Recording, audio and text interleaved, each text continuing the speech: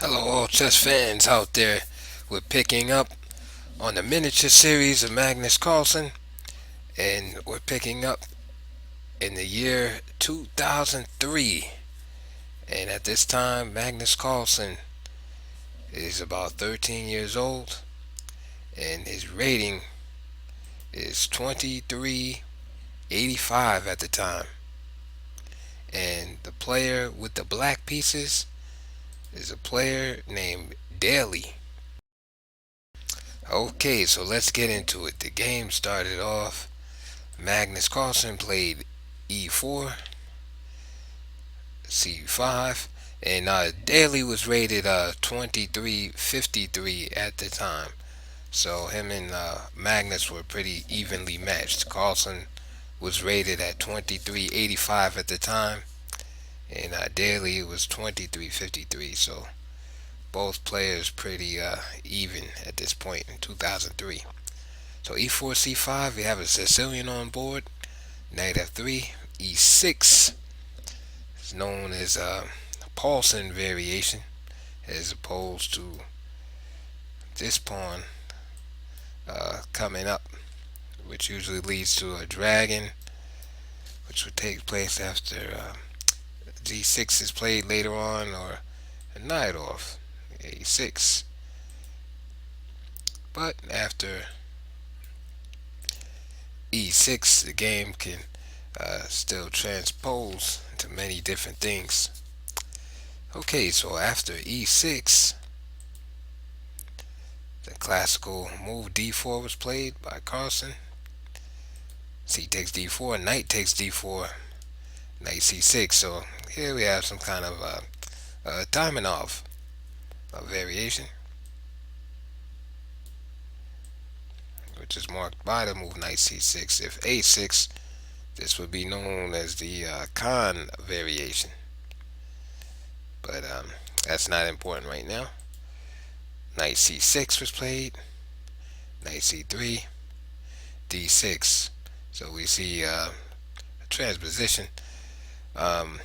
Many times you'll see this move right here. Knight takes knight in this position. Or you'll see knight c3. And after knight c3 is played in the game, then you'll see knight takes knight.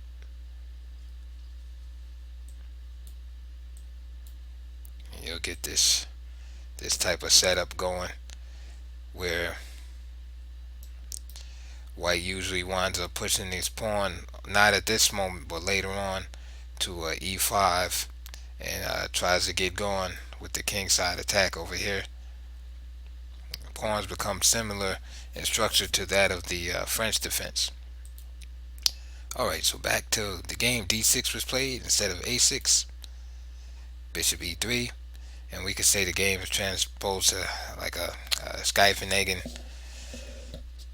situation with pawns on e6 and d6. And notice the pawn has not been moved to a6 yet, which would constitute the knight off. But a lot of times these openings are transposed into each other. And just real quick for our beginning players, because I want to get through these miniatures, the strength of this formation in black's pawns on d6 and e6 align the fact that he has more pawns in the central files, which would be the E and D files. He has more pawns in the center too than white. White only has one pawn in the center. And since black has the two pawns in the center, it's difficult for white to mobilize his pieces and use these squares as points of attack. So even though white has more space, because he controls, he has 4 ranks, his pieces occupy these 4 ranks, and blacks occupy 3. So white has more space. It's hard for him to overrun black's position due to the solid nature of these pawns. So black is a little cramped, but his pawn preponderance in the center makes it difficult for white to do anything on these squares. And this is one of the secrets to the Sicilian position, is that it's very solid in that black is able to hold white's attack back long enough in many instances in order to gain the counterplay on the queen side. And it leads to very exciting games as white is using his space advantage to try to blow black away on the king side.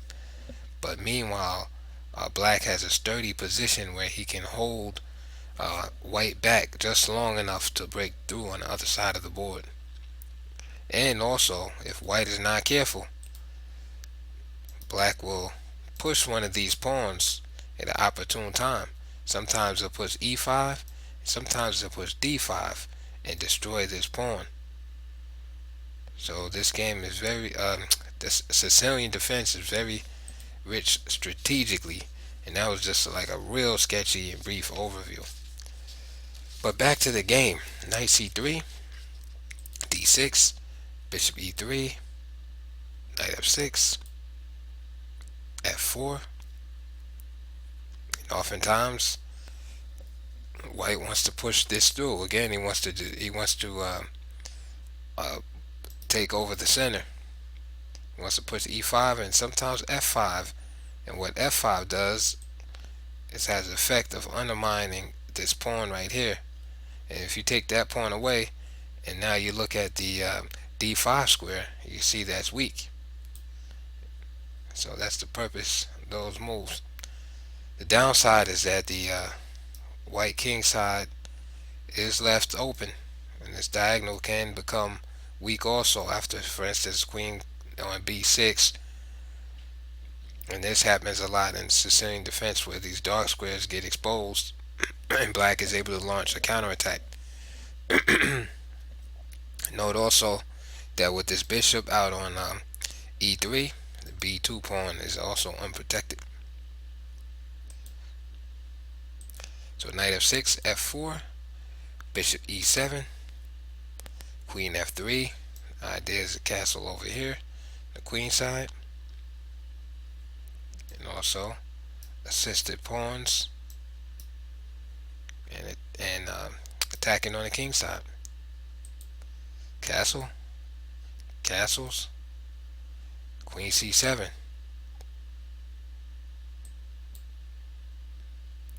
knight b3. This is an important move.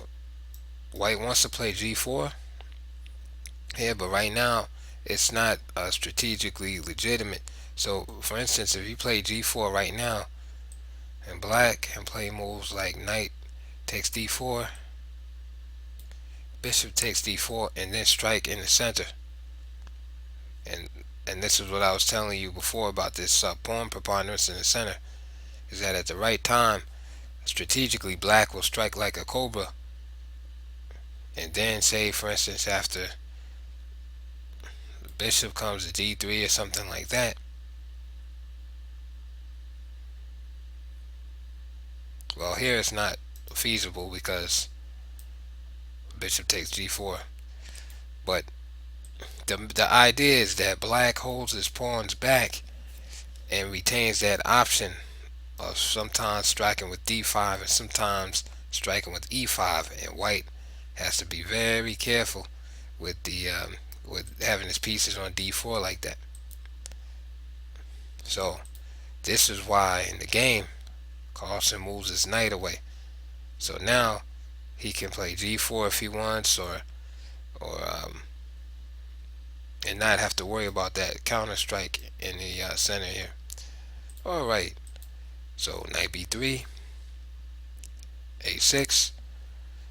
So we see the battle lines are drawn. I mean, black is gonna strike on the queen side, white on the king side.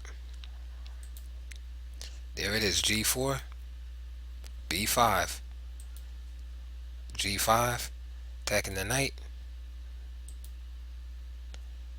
h4 for Magnus, bishop b7, just getting on the long diagonal, G6.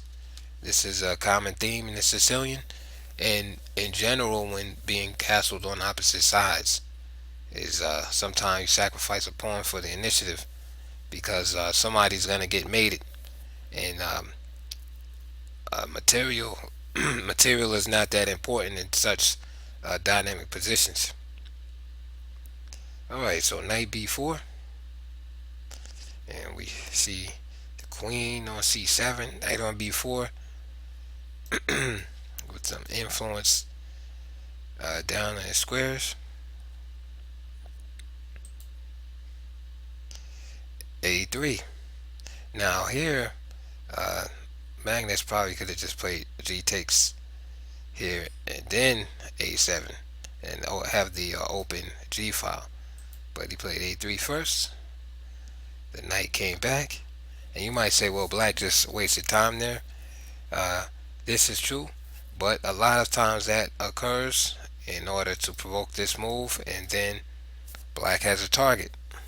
He has like a hook, so to speak, to pry open the queen side. Magnus plays bishop to h3. H takes g6 is played. H5. So Magnus is not worried about the pawn, but mating the king is his priority. Black pushes because black wants to keep the position closed at all costs. And Magnus pushes. Now he wants to open the position at all costs. Now the downside with this move is that he has to keep an eye on that square now, as knights can occupy and gain tempo on the queen at any time. And there it is, knight c to e5. Queen g3.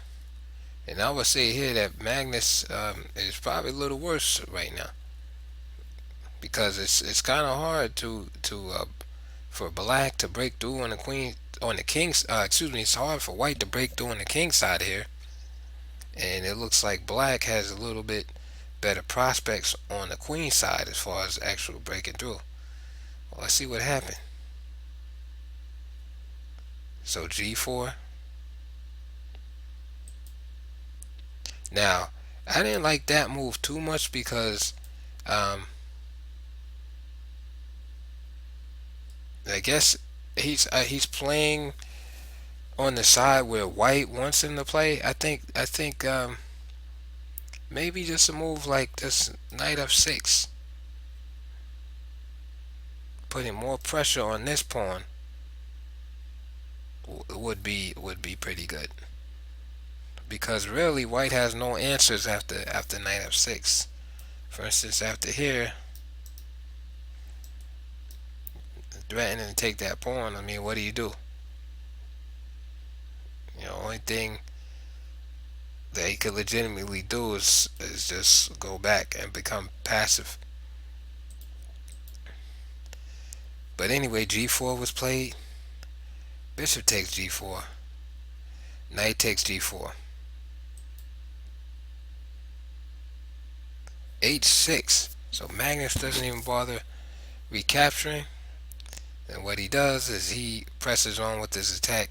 Of course, the idea is if the knight was to move, then there would be a mate here.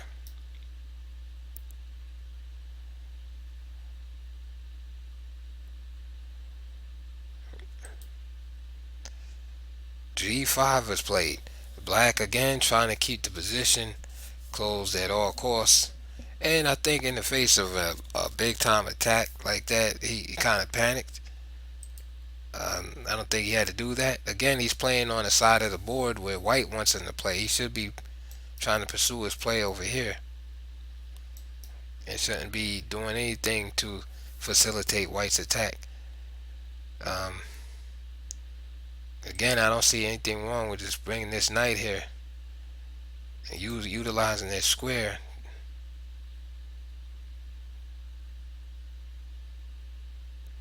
But after h takes g7, the position becomes very, very scary. I mean, black might be able to get out of this, but it's a rough looking position to deal with aesthetically.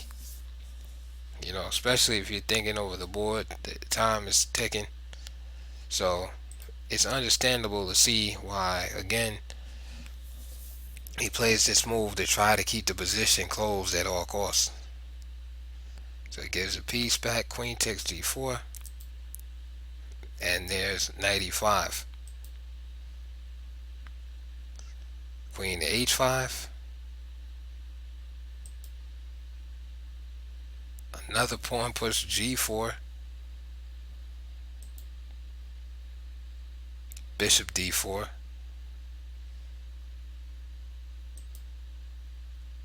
Bishop f6.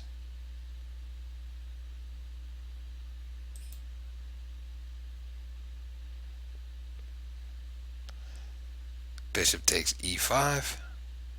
Bishop takes e5.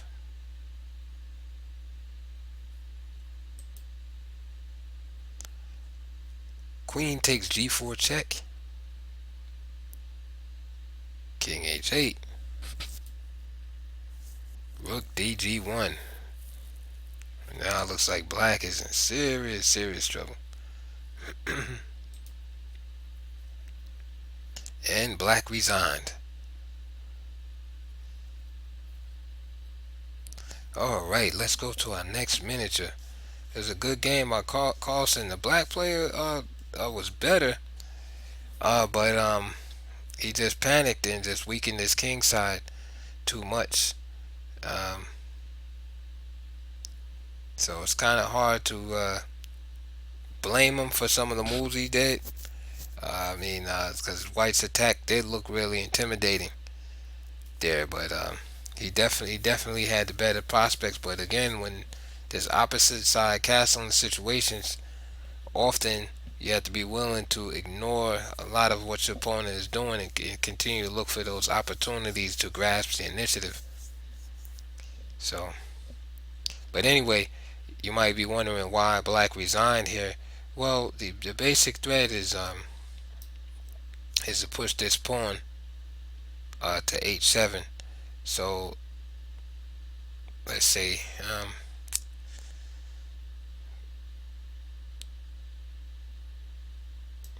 And then there's another threat here also I'm just looking at of queen to g7. So for instance, let's see. I'm trying to think what's a good example to show. Let's say a natural move like this, right? Rook comes to g8, right, challenging the queen. Well,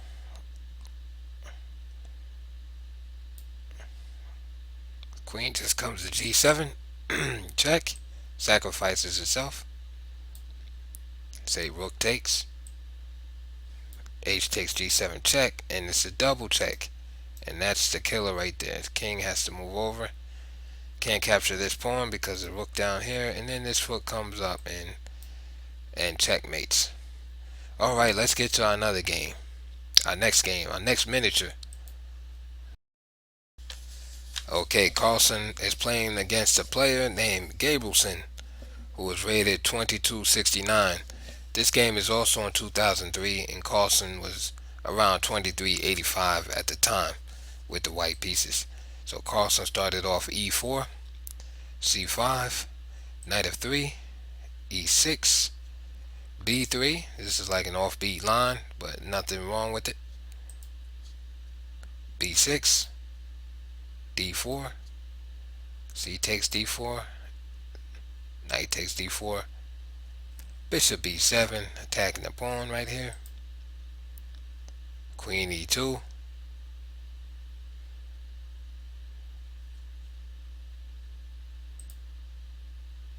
knight c6, questioning what's going on with the knight on d4.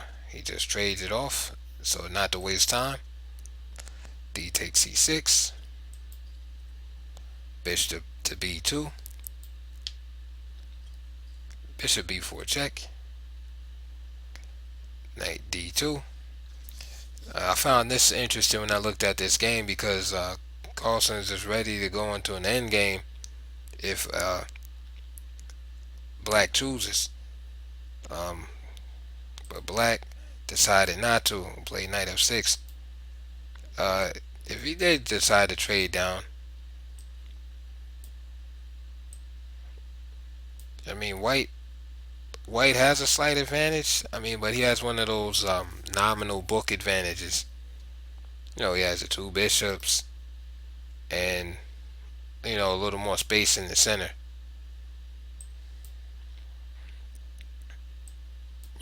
And we'll be playing an end game like this.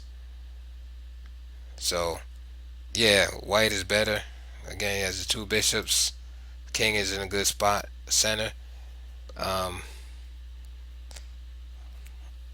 this pawn is attacked right here, so either knight f6 would have to be probably played here. So it's interesting ending, probably be a difficult ending for black.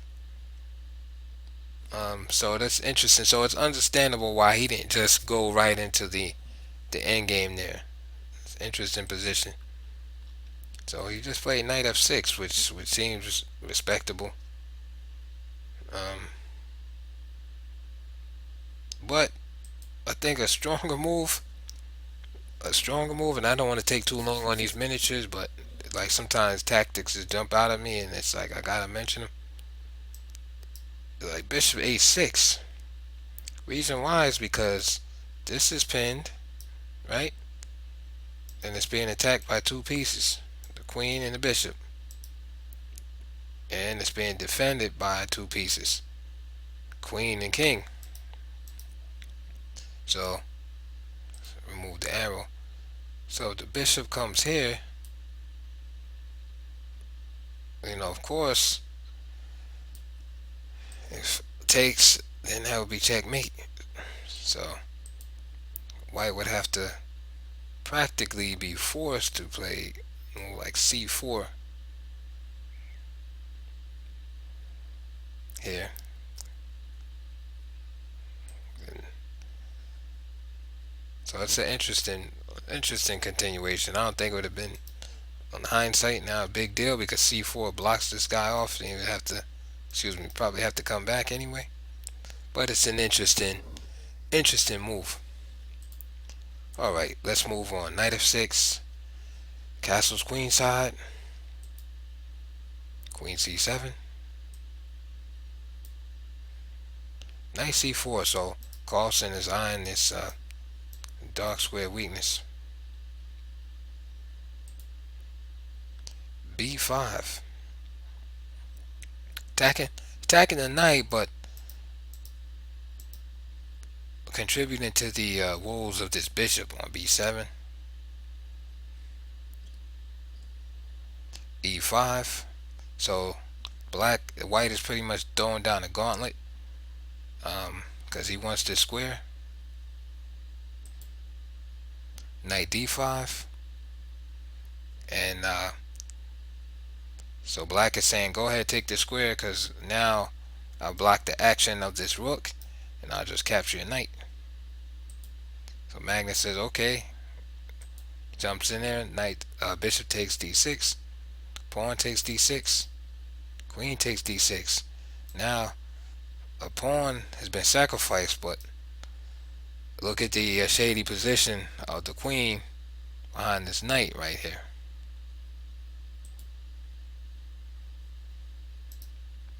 Bishop takes g7. So now we see a little see black's position deteriorate tremendously after that move. The rook g8. We have a similar game from the variation matches the variation I showed you earlier, except that the queens are still on the board. In other words, white has the two bishops, and now he has a better pawn structure due to what just happened. Okay, moving on.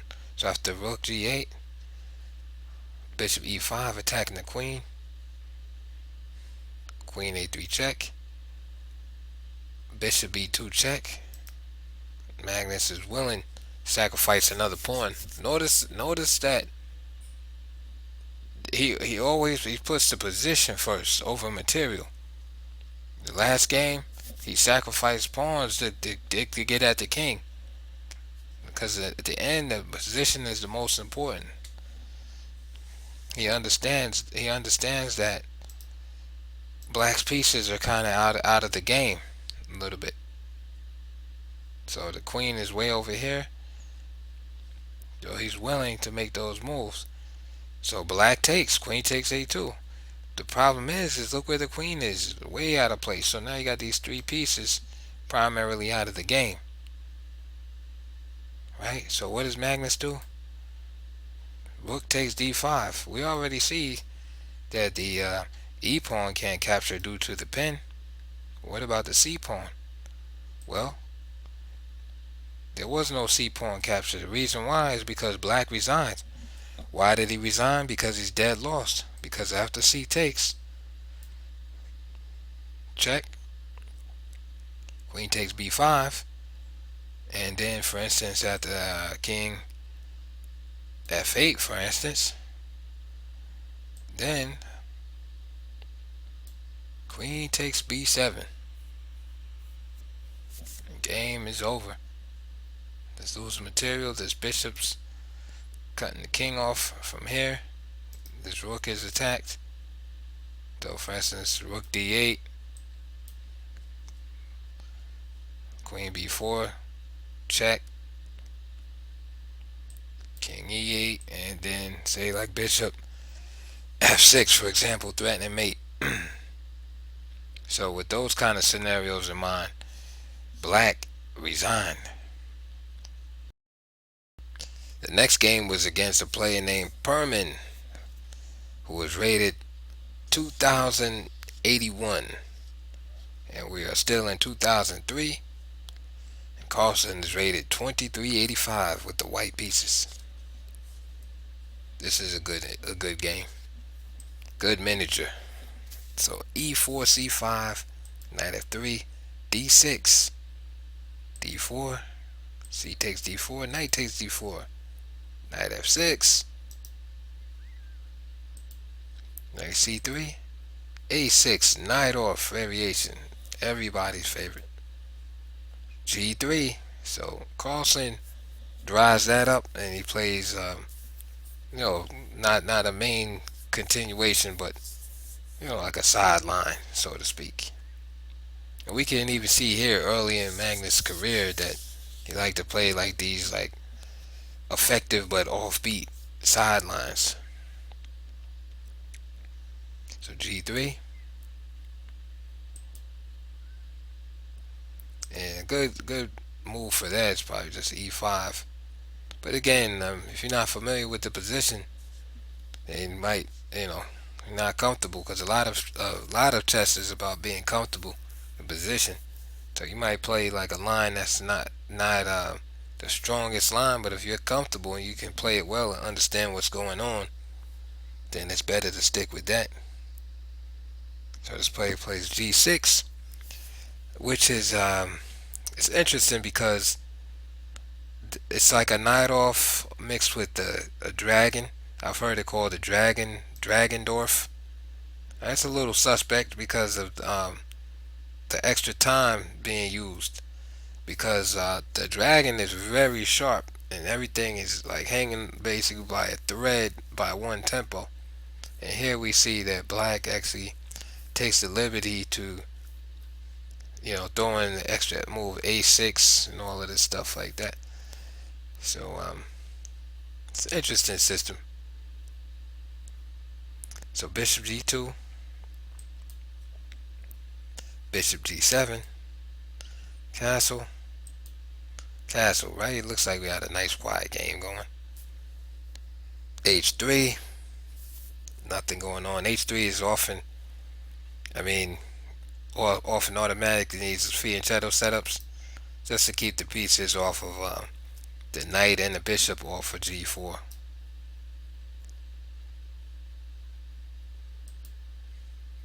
Knight c6.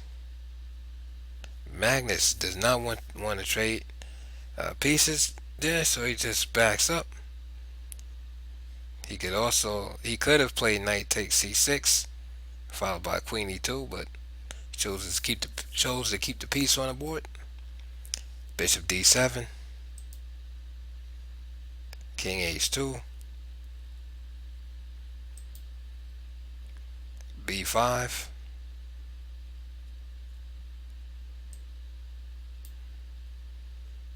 f4,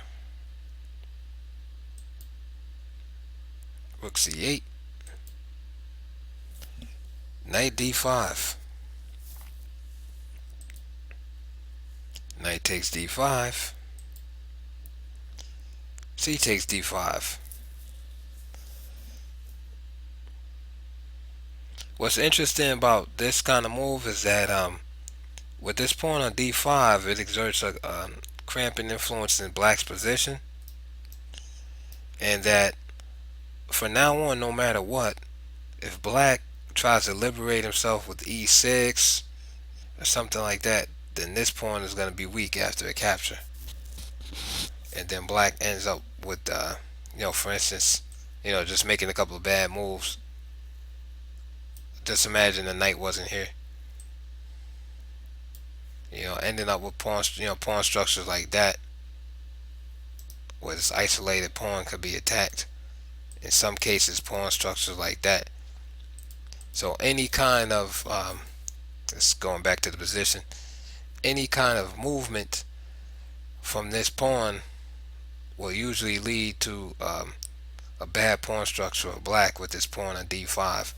And that's one of the major concepts in several other openings where you see the pawn on d5, namely in the Dutch defense, because it's very hard not to have a weakness after moving the e pawn now. Okay, so in this game, knight a5 was played.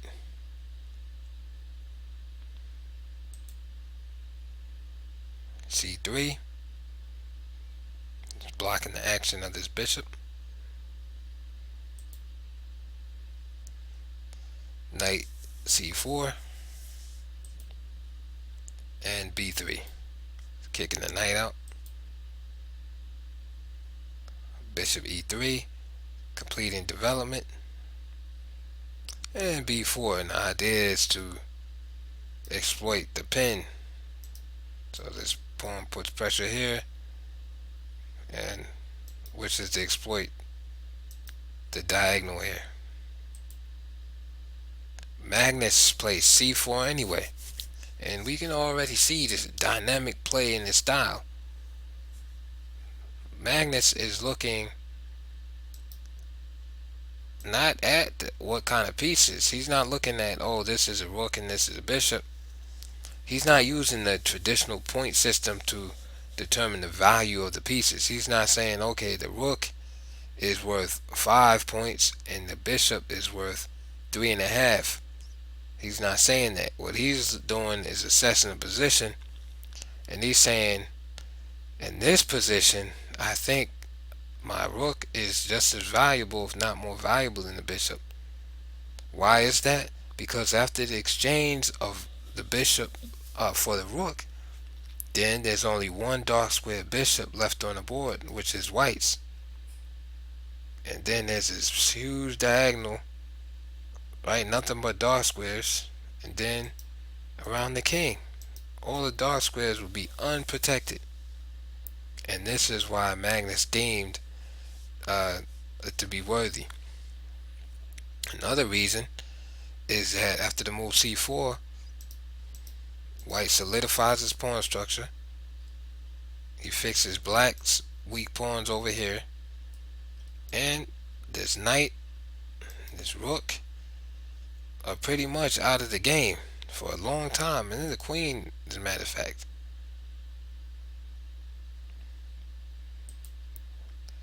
So so black exchanged, and now look at the dark squares.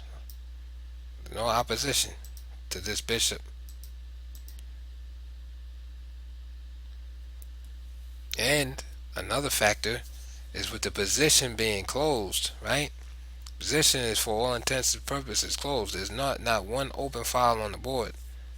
And without open files, the rooks can be of really any value, because that's where their value is, in open files and ranks.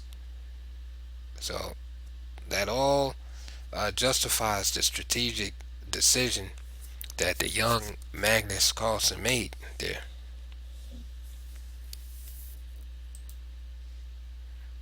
F5,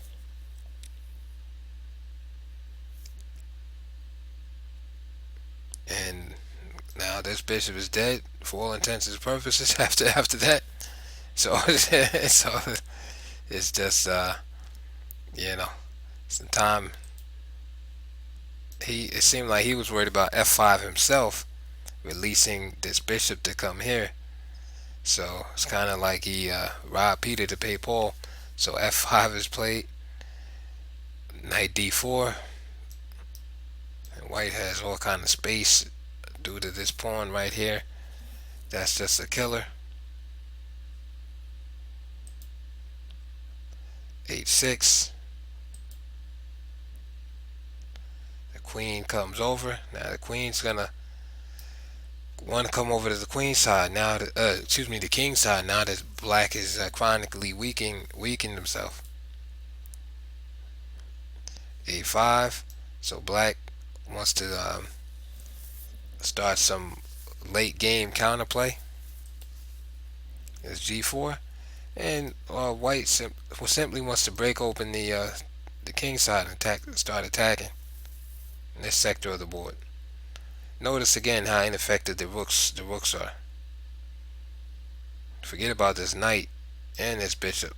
Just concentrating on the rooks. Even though white is down in exchange, it doesn't mean anything. King h7,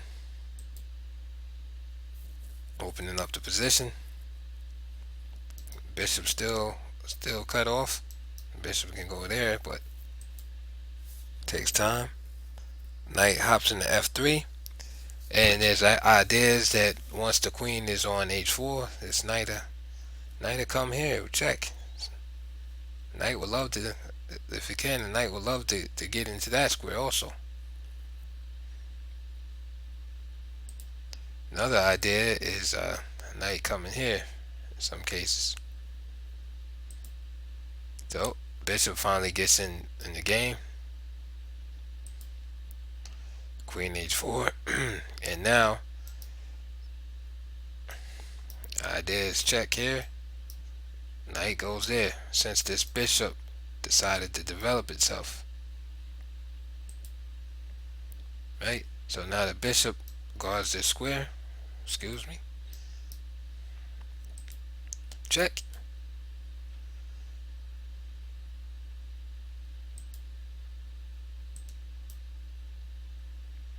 And here, black resigned.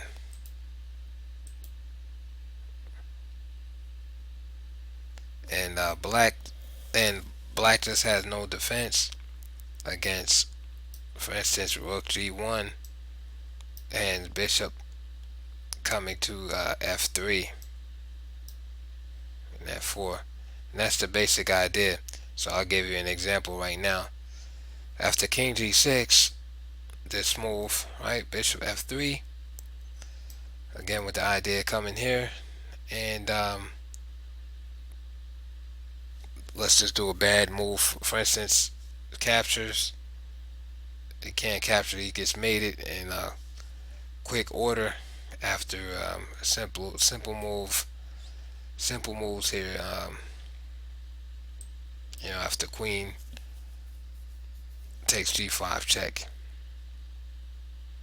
and let's say, for instance, here, and let's say he comes back.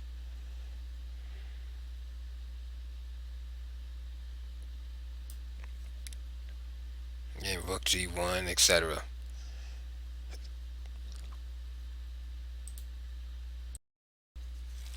After, say, bishop g6, then that pins would come.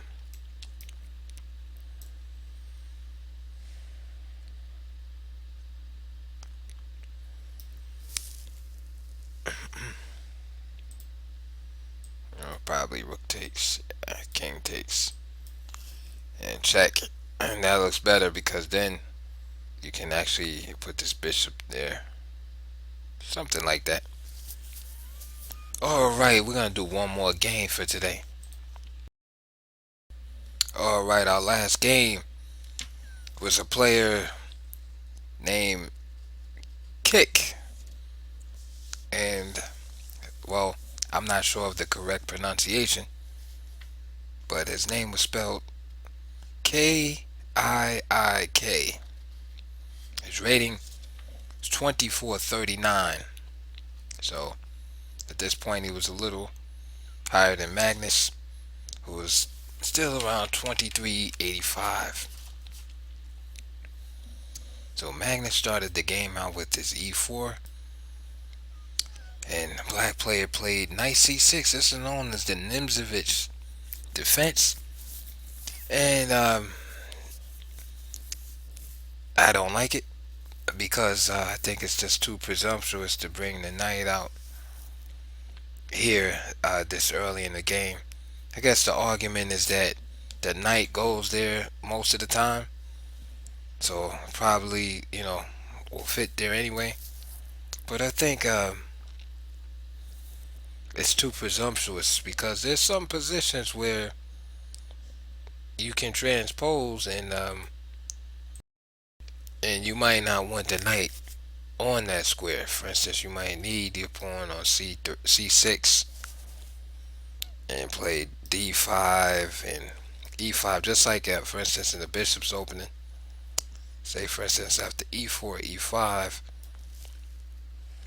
here,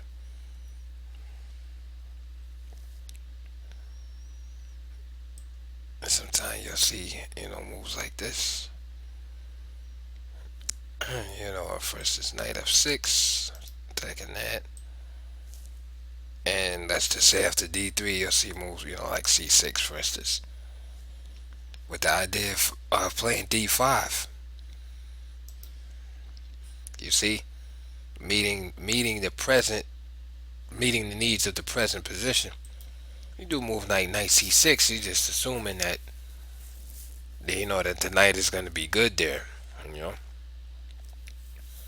For instance, another example is there's some lines where white, if black is not careful, the game can be transposed into Chigorin's defense, which is not too not too good for black. For instance, after say like d4, and move like d5.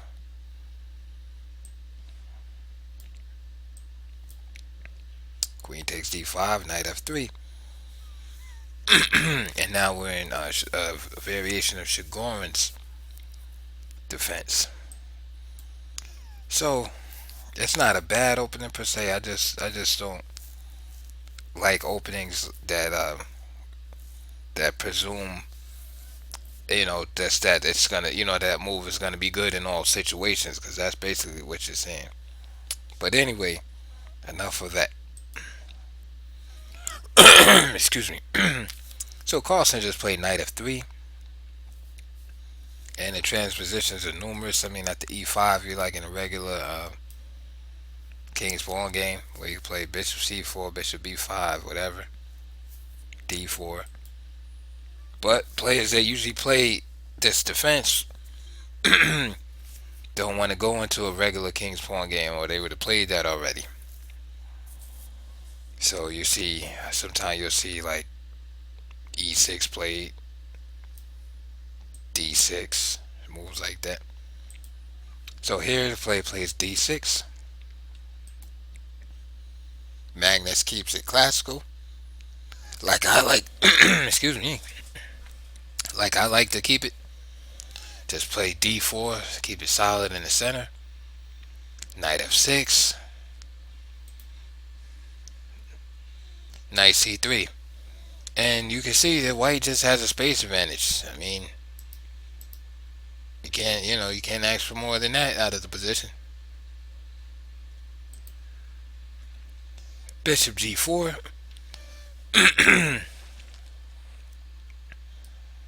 It's a primitive setup as far as I'm concerned. I mean, again, just the willingness for black to part with the bishop here, uh, this early in the game. Two is, like I think faulty strategically. D5 is taking a space. There goes the bishop here.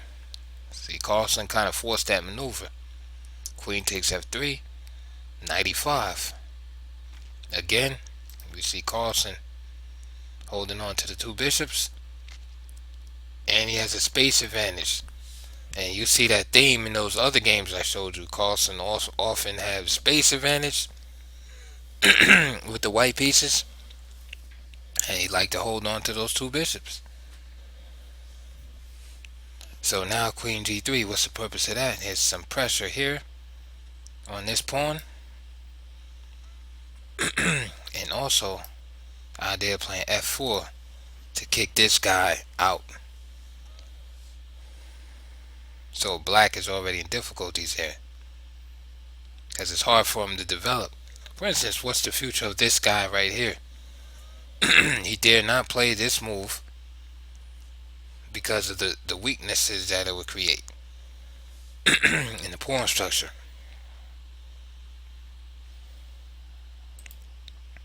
So c6. c6 is a natural move because it's trying to break down the strong center and neutralize the space advantage. And he doesn't want to do it with the e6. And remember in the last game, we discussed this pawn being here. The difference in the last game was this pawn was already gone because we were in the Sicilian defense. So there was no counter attack against the pawn using the c pawn because it was gone. In this game, black still has his pawn, because it would be bad to use this pawn and damage his pawn structure and weaken the king side in the process. So here's the attempts. And with these hyper modern, with these kind of games that black is playing, the whole system rests upon the idea if he can destroy the pawn center of white or not. If he can't destroy that pawn center, then white just has a space advantage for the entire game, which usually leads to a loss for the player without the space advantage, unless he can come up with some compensation in another area, like winning a piece or something like that, which is highly unlikely. So c6 is f4. Like I said, he wants to kick this guy out. So he kicks black's pieces out. Now watch the pawn structure here. Watch what happens. So there's pressure here in the pawn structure. Now Magnus captured here, which is perfectly fine because he had a good plan in mind. So there's nothing wrong with that. But also just bishop e3 could be played also, because again, if bishop e3, right, nice developing move. I did some time playing in the castle on the king side, and say c takes d5, e takes d5, and there's that pawn on d5 again. And notice it's just like the Sicilian now. The c pawn is gone, and then it's detrimental for black to break with this pawn. So again, just showing some ugly lines. It's the kind of pawn structure you're dealing with. And then of course castle d5, make it even weaker. You got all kind of holes in the position. So bishop e3 was perfectly playable. Magnus went with d takes c6, b takes c6, e5, which is, just as good. Now, again, black doesn't want to capture because, again, he just goes into this busted looking pawn setup, and white gets tremendously active with the files becoming open. So knight d5 takes. Now look at the pawn structure. Just 11 moves into the game, black's pawn structure is terrible. And you think that's the worst of it. Let's go back. E takes d6, right? E takes d6. And now the next move should be obvious to you. Bust up the pawn structure even more. This pawn structure is twisted. And you might look at it and say, man, what what happened? The black player is 2400, man. Look what happened. Magnus has those two bishops. Perfect pawn structure. Perfect pawn structure.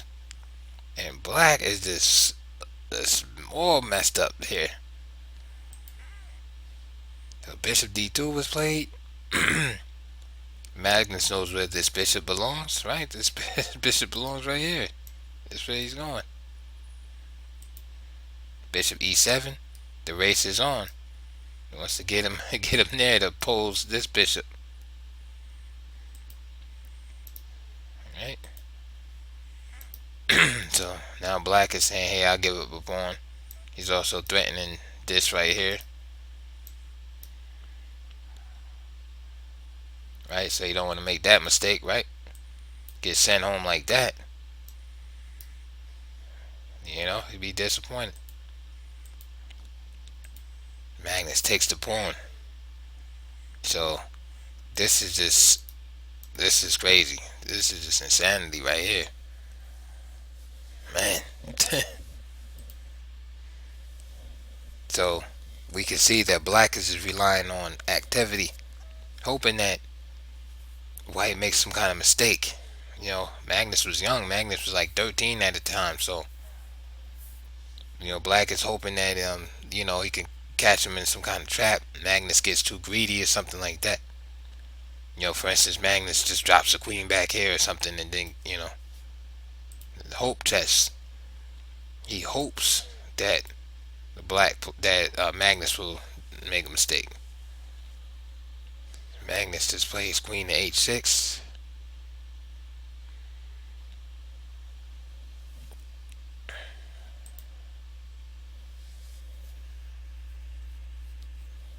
And so queen h6. And bishop takes b2. And now the game starts getting a little wild. Now here, black was too eager to get material. Remember, position first, then material. So let's throw a check in there first, right? Let's throw a check in there. Now, your natural move would be bishop e2, right? So retaining the rights to castle. But now, to queen e4. Now 3 pawns are attacked.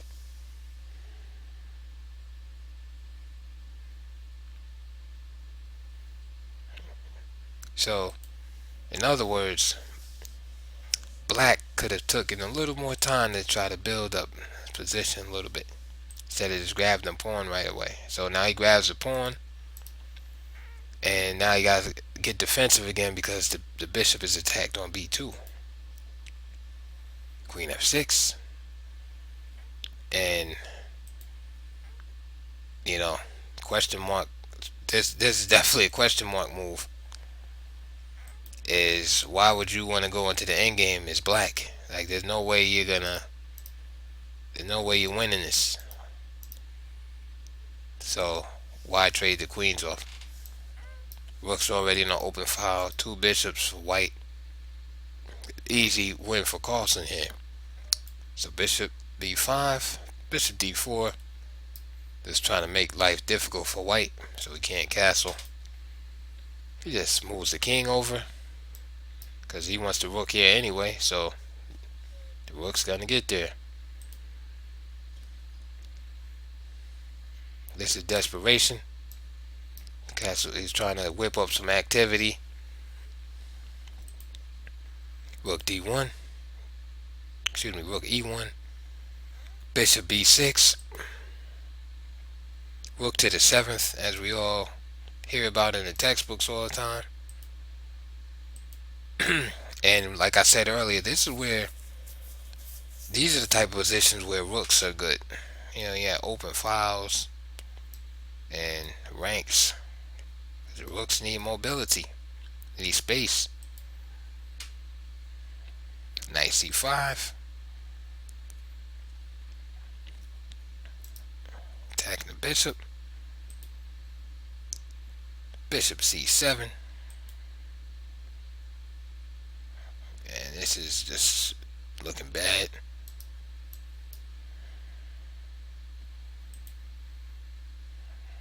Rook dg8.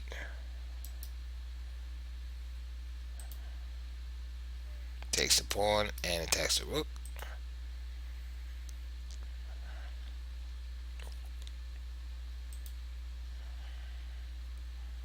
And Carlsen wants to maintain his rook on the 7th, of course. He doesn't want to trade. 8-5. A6, and as you can see, Carlsen is weaving a mating net around the king, and he just black gave it up. So he was already busted here, and he had enough. So after say for instance, you know, rook ef8 to try to trade again, you know, it's rook g7. You know, and then f5, bishop g3. These are just all like just ideas, you know. I keep saying, you know, h4, bishop b7 check, and it's just a hard time for black. Eventually this discovered check is gonna come against this rook, and that was all she wrote. So that was another set of miniatures, and we see Carlsen is getting stronger, his rating is going up, and we will see you on the next set of miniatures from Carlsen.